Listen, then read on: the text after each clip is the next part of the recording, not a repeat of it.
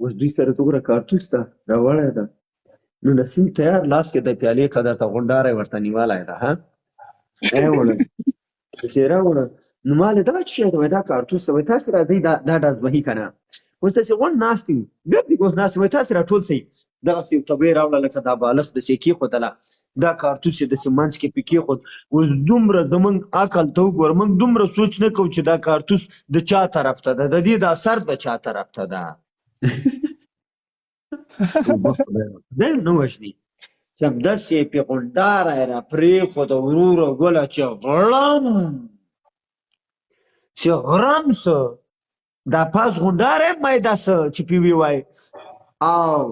نور زمونږ غوږونو کې همداسې بزار ده یو ته بل ته ګورو یو ته بل ته ګورو یو بل ته ګورو زه اوس دا به څنګه غلی کېږي همدا کوو